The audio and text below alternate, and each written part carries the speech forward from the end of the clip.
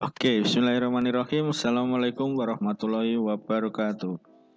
Materi keempat pada pertemuan analis perancangan sistem informasi adalah elisitasi kebutuhan. Menurut Somerville dan Sawyer di tahun 1997, elisitasi kebutuhan adalah sekumpulan aktivitas yang ditujukan untuk menemukan kebutuhan dari suatu sistem melalui komunikasi dengan pelanggan dan penggunaan sistem dan pihak lain yang memiliki kepentingan dalam pengembangan sistem. Kemudian ada juga yang menganalogikan seperti yang dilakukan oleh para arkeolog gitu ya. Ketika para arkeolog itu mengumpulkan reruntuhan dari situs purbakala. Nanti kalau teman-teman tahu kerjanya arkeolog itu kan biasanya di hutan, di tanah-tanah gitu ya, gali-gali di tanah, mengumpulkan sisa-sisa tulang, misalkan dinosaurus atau manusia-manusia purba dulu kayak kalau dulu ya. Ada yang memberikan istilah requirement capture karena dilakukan terutama dengan mengumpulkan fakta-fakta. Nah, bahkan ada juga pendapat yang lebih memilih mengatakan kebutuhan itu adalah sesuatu yang dibuat daripada didapatkan. Nah, ini menurut Dorfman dan Thayer di tahun 1990. Nah, menurut Leffingwell di tahun 2000, tujuan elisitasi kebutuhan adalah yang pertama mengetahui masalah, apa saja yang perlu dipecahkan dan mengenali batasan-batasan dari sistem, gitu ya. Jadi klien kita sebagai sistem analis atau programmer gitu ya, klien itu ada masalah apa gitu loh, yang solusinya bisa diselesaikan menggunakan sistem informasi, gitu ya. Dan setelah kita paham betul masalahnya, selanjutnya kita harus bisa menggali batasan-batasan dari sistem, gitu ya. Misalkan mesin ATM itu ya, mesin ATM itu dalam satu hari satu nasabah itu maksimal hanya bisa mengambil uang 10 juta. Nah, itu batasan-batasan dari sistem, salah satu contohnya. Kemudian tujuan yang kedua adalah mengenali siapa saja para pemangku kepentingan. Nah, ini penting sekali nih ya. Pemangku kepentingan dari sisi klien, baik owner, kemudian usernya siapa. Nah, itu juga penting. Kemudian yang ketiga adalah mengenali tujuan dari sistem, yaitu sasaran-sasaran yang harus dicapai. Kayak contohnya mesin ATM itu tujuan utamanya apa sih? Nah, itu dia. Sasaran-sasaran yang harus dicapai apa? Yaitu yang pertama kemudahan dari nasabah dalam mengambil uang, ya kan, kepraktisan. Nah, jika kita mengambil uang itu kan kalau kita perhatikan itu ya, itu tidak lebih dari 55 kali pencet button gitu ya. Nah, kalau lebih dari itu misalkan prosesnya sampai berbelit-belit, nah itu kan tidak menyelesaikan masalah juga, malah membingungkan dari nasabah. Nah, itu kemudian yang selanjutnya. Nah, ini adalah model dari elisitasi kebutuhan. Ada 4 proses utama ya. Yang pertama adalah penemuan kebutuhan, kemudian klasifikasi dan organisasi kebutuhan, kemudian prioritas dan negosiasi kebutuhan. Selanjutnya adalah kebutuhan, dokumentasi dari kebutuhan. Nah, kita bahas satu-satu. Penemuan kebutuhan atau requirement discovery.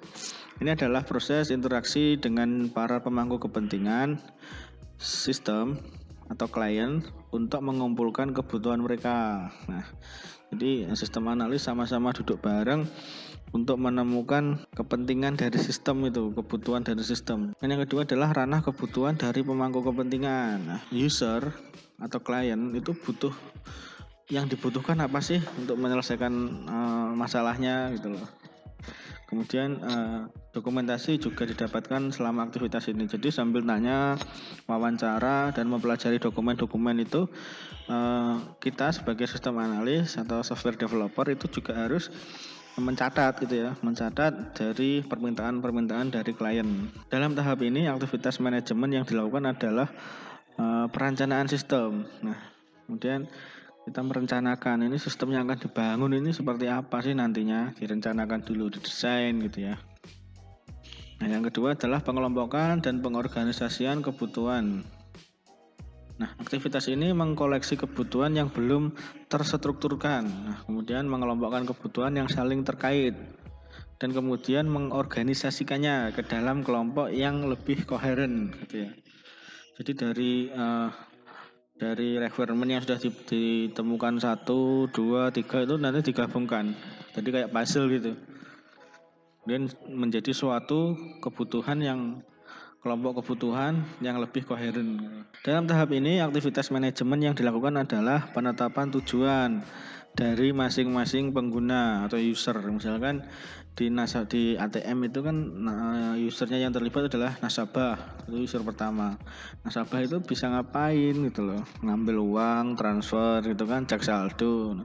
Kemudian user yang kedua adalah super admin. Nah, jika teman-teman sering perhatikan di ATM itu kan sering ya ada Pak Polisi ngawal gitu ya, ngawal super adminnya untuk misalkan nambahkan uang, ya kan, ngambil uang di dalam mesinnya itu ya, misalkan mesin ATM-nya uangnya habis gitu kan harus ditambahin manual kan ya. Kemudian ngecek komputer yang ada di dalam ATM itu masih sehat kah atau tidak. Nah, itu dia. Selanjutnya adalah prioritas dan negosiasi kebutuhan. Nah, konflik kebutuhan yang timbul akibat banyaknya pemangku kepentingan yang dilibatkan tidak dapat dielakkan. Nah, ini sering kali kita jumpai ya. Kita sebagai sistem analis gitu, semakin banyak dari user yang terlibat memberikan usul-usul, ide-ide itu malah justru membuang-buang waktu gitu loh. Kadang mereka debat sendiri di internalnya mereka. Si A mintanya prosesnya 1, 2, 3. Kemudian si B, user sing B mintanya 1, 2, 3, 4, 5, 6, 7, 8. Wah, kadang mereka debat sendiri gitu loh. Kita sebagai sistem analis ya ini harus mendengarkan membiarkan mereka. Udah ini selesaikan dulu secara adat. Saya biasanya gitu kalau saya. Nanti kalau sudah ada keputusan baru kabari saya, Pak. Nah, seperti itu. Supaya nggak buang-buang waktu juga untuk kita kan. Nah, kemudian yang kedua adalah kegiatan ini difokuskan pada prioritas kebutuhan dan menemukan serta memecahkan konflik kebutuhan melalui proses negosiasi gitu ya. Jadi kita harus bisa menyadarkan klien bahwa yang harusnya di-develop itu adalah kebutuhan, bukan keinginan. Nah, itu tugas kita juga kan ya. Jangan sampai mereka nambah fitur cuma ikut-ikutan gitu loh.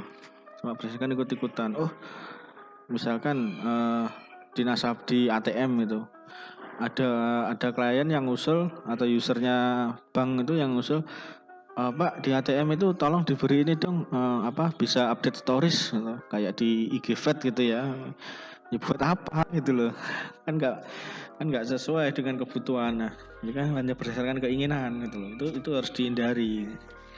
Kemudian yang ketiga adalah dalam tahapan ini aktivitas manajemen yang dilakukan adalah analisa risiko dari masing-masing kebutuhan yang meliputi penilaian risiko serta identifikasi kontrol yang dapat ditetapkan untuk mereduksi risiko dari setiap kebutuhan. Tetap harus mempertimbangkan risiko ya, jadi meminimalisir. Tidak bisa menghilangkan tapi harus meminimalisir resiko. Jadi setiap pengembangan sistem informasi itu resiko pasti ada, tapi kita harus bisa meminimalisir. Nah, selanjutnya adalah dokumentasi kebutuhan. Nah, kebutuhan didokumentasikan dan menjadi masukan untuk siklus spiral selanjutnya. Nah, dari siklus tersebut dapat dihasilkan suatu dokumen kebutuhan formal dan non formal. Dalam tahapan ini, aktivitas manajemen yang dilakukan adalah validasi dan pengembangan sistem. Selanjutnya adalah langkah-langkah elisitasi menurut Somerville dan Sauer di tahun 1997. Nah, identifikasi orang-orang yang membantu menentukan kebutuhan dan memahami organisasi mereka. Kemudian menilai langkah bisnis dan teknis untuk sistem yang diusulkan. Nah, ini penting ya, identifikasi. Dan yang kedua adalah menentukan lingkungan teknis, misalnya komputasi, arsitektur, sistem operasi, kebutuhan telekomunikasi.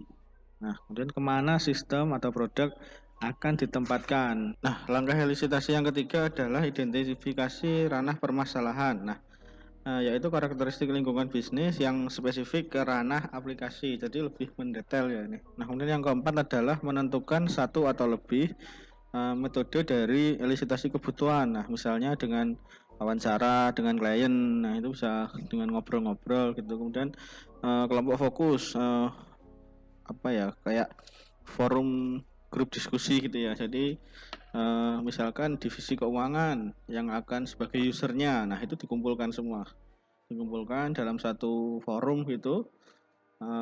Kemudian wawancara gitu, wawancara terus diskusi di situ. Dan pertemuan tim ya, kayak itu tadi yang tak bilang tadi. Nah, yang kelima adalah meminta partisipasi dari banyak orang sehingga dapat mereduksi dampak dari kebutuhan yang bias, yang teridentifikasi dari sudut pandang yang berbeda dari pemangku kepentingan, dan juga mengidentifikasi alasan untuk setiap kebutuhan yang dicatat. Dan yang keenam adalah mengidentifikasi kebutuhan yang ambigu, kemudian langsung diselesaikan ya. Jadi ada proses-proses yang membingungkan itu langsung ditanyakan, jangan nunggu besok-besok gitu, nanti kelewat lupa, akhirnya aplikasinya molor juga yang dibuat. Dan yang selanjutnya adalah membuat skenario penggunaan untuk membantu pelanggan dan pengguna dalam mengidentifikasi kebutuhan utama. Nah, teknik membuat skenario seperti apa kan sudah diajarkan di pertemuan sebelumnya ya. Oke, selanjutnya adalah viewpoint. Nah, dalam elisitasi kebutuhan juga dikenal dengan istilah viewpoint. Menurut Kotoya dan Summerville di tahun 1996. Nah, viewpoint atau sudut pandang adalah, jadi viewpoint itu sudut pandang ya, sudut pandang atau cara pandang kita terhadap sesuatu gitu ya. Nah, itu adalah pihak-pihak yang meminta atau menggunakan layanan yang diberikan atau disediakan oleh sistem. Viewpoint dapat digunakan untuk mengelompokkan pemangku kepentingan dan sumber-sumber kebutuhan. Misalkan di departemen keuangan gitu ya, misalkan ada kepala departemen, kemudian bawahnya kan biasanya ada manajer keuangan, manajer pengendalian waktu, pengendalian biaya gitu ya biasanya. Kemudian di bawah manajer itu ada staff, biasanya seperti itu.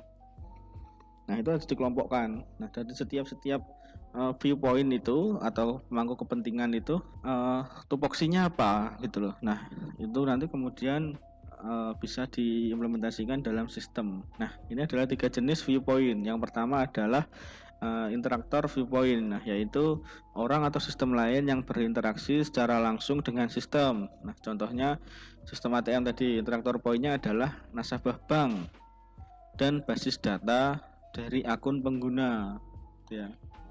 Kemudian adalah yang kedua adalah indirect viewpoint, yaitu pemangku kepentingan yang digunakan sistem tetapi mempengaruhi jalannya sistem. Nah, pada sistem ATM bank dicontohkan adalah indirect viewpointnya adalah manajemen bank dan karyawan keamanan. Kemudian contoh yang ketiga adalah domain viewpoint, yaitu karakteristik ranah dan batasan yang mempengaruhi kebutuhan sistem. Nah, contohnya dalam ATM adalah domain viewpointnya yaitu standar yang dikembangkan untuk komunikasi interbank. Nah, ini selanjutnya adalah fitur viewpoint. Yang pertama adalah mengintegrasikan bagaimana aspek berbeda dari suatu sistem. Kemudian ini dapat juga menjamin proses pelacakan kebutuhan. Dan yang kedua adalah mendukung berbagai macam notasi yang cocok atau sesuai dengan narasumber dari kebutuhan-kebutuhan tersebut. Dan yang terakhir adalah memfasilitasi pengecekan konsistensi, kelengkapan, dan kebenaran sedini mungkin. Jadi fiturnya selain mengelompokkan ya, jadi juga mengecek ya secara konsisten, kelengkapan, dan kebenaran dari sistem. Nah, pada dasarnya viewpoint ini membantu kita sebagai sistem analis dan software developer itu mengidentifikasi kebutuhan yang berbeda ya. Interaktor viewpoint memberikan rincian kebutuhan sistem yang berkaitan dengan fitur antarmuka. Jadi user interface-nya ya, atau tampilan antarmuka. Nah, indirect viewpoint memberikan kebutuhan dan batasan organisasi pada tingkat yang lebih tinggi lagi. Nah, sedangkan domain viewpoint secara normal memberikan batasan ranah yang ditetapkan pada sistem. Nah, selanjutnya adalah bagaimana sih teknik menentukan viewpoint. Nah, ini yang pertama adalah kita menentukan dulu penyedia layanan ke sistem. dan penerima layanan. Nah, teknik penentuan viewpoint yang selanjutnya adalah sistem yang seharusnya menghubungkan secara langsung dengan sistem yang telah ditentukan. Nah, kemudian juga yang ketiga adalah regulasi dan standar yang ditetapkan pada sistem, itu juga harus jelas ya.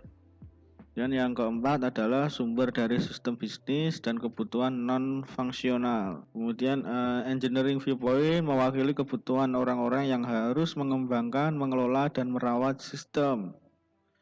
Kemudian yang terakhir adalah pemasaran dan viewpoint lain yang menghasilkan kebutuhan fitur-fitur produk yang diharapkan oleh pengguna. Nah, bagaimana sistem juga harus bisa menggambarkan gambaran di luar organisasi, gitu ya. Nah, ini dia contoh viewpoint sistem layanan ATM. Nah, jika dilihat di sini kan kita dikelompokkan kan ya, berdasarkan jenis struktur di organisasi di usernya, kayak ada operator. Nah, ini kan bank customer ya kan. Kemudian dari bank customer ada juga home customer dan foreign customer. Kemudian organization security officer, kemudian organization bank. Nah, operator ini adalah staff dari bank. Kemudian staff dari bank itu ada juga bank manager, bank teller, ATM operator. Nah, kemudian di bawahnya itu ada lagi sistem yang mengurusi sistem adalah customer database dan sistem card database. Tuh. Nah, ini dia selanjutnya. Ini ada tugas mandiri. Silahkan teman-teman kerjakan. Yang pertama adalah apakah manfaat utama dari elisitasi kebutuhan. Nah, menurut teman-teman ini apa manfaat utama dari elisitasi kebutuhan? Nah, kemudian menurut pandangan teman-teman, apakah yang dimaksud dengan viewpoint? Nah, kenapa viewpoint perlu dilakukan dalam proses elisitasi kebutuhan? Kemudian bagaimana jika dalam proses pengembangan perangkat lunak tidak menggunakan proses elisitasi kebutuhan, dampaknya apa gitu ya. Nah, tugasnya silahkan disubmit di Spada, deadline-nya untuk teori ini di akhir perkuliahan ya. Oke, ini adalah akhir dari pertemuan teori. Terima kasih, semoga sedikit ilmu ini bermanfaat untuk teman-teman semua. Ada kurang lebihnya saya mohon maaf. Tetap jaga protokol kesehatan dimanapun berada untuk diri sendiri, keluarga tercinta, dan lingkungan sekitar. Terima kasih. Assalamualaikum warahmatullahi wabarakatuh.